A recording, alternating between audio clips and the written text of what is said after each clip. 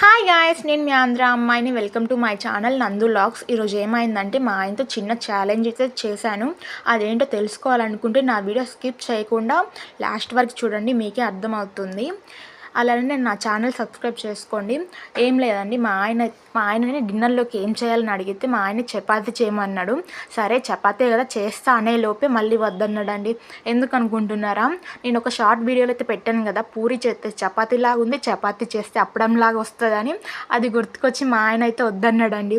నేనైతే అదేం లేదు, నేను ఈసారి పర్ఫెక్ట్గా చపాతీ మెత్తగా వచ్చేటట్టు చేస్తా చూడు అన్నాడండి. సరే చూస్తా, నేను కూడా ఎంతవరకు చేస్తావు చెయ్యి అనేసి అన్నారు. సరే అని నేనైతే స్టార్ట్ చేశాను.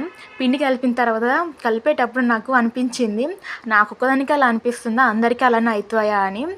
నేను ఎప్పుడు పిండి కలిపినా నాకైతే ఇలానే వస్తుంది, పిండి విరిగిపోయినట్టుగా వస్తుంది. పిండి అయితే ఎందుకో ఏమో తెలియదు, కానీ నేను యూట్యూబ్లో ఎన్ని వీడియోస్ చూసినా అందరికీ బాగానే వస్తుంది, నాకు ఒక్కదానికి ఇలా అయితే అవుతున్నాయి ఎందుకో ఏమో.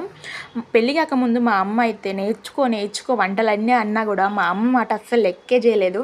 ఏముందిలే వంటలే కదా నేర్చుకోవచ్చు తర్వాత పెళ్ళైనాక అనుకున్నా, కానీ తర్వాత చూస్తే చూడండి ఒక్క వంట కూడా సరిగ్గా అయితే రాదు నాకైతే. ఇప్పుడిప్పుడే నేర్చుకుంటున్నాం. మా హస్బెండ్ అయితే అప్పట్లో తినేటోడు ఎట్లా ఒకట్లా చేసినవి.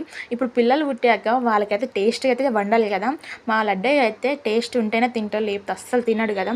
నేనైతే చపాతి మా అమ్మ చేసినట్టయితే చేస్తున్నాను.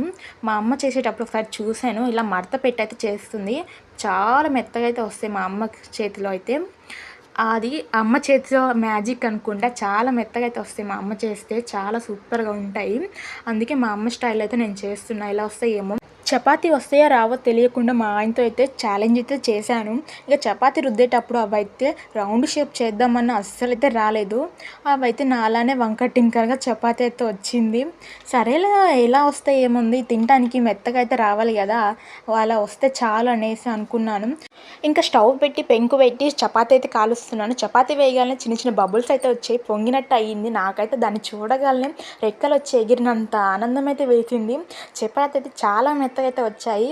ఛాలెంజ్లు అయితే నేనే విన్ అయినా. చూడండి చపాతీ చాలా మెత్తగా అయితే వచ్చాయి. ఇట్లా పట్టుకొని ఒత్తుతుంటే మెత్తగా అయితే వచ్చాయి, సాఫ్ట్ కూడా ఉన్నాయి. చూడండి ఎంత బాగున్నాయో. నాకైతే చాలా ఆనందం వేసింది ఈరోజు అయితే.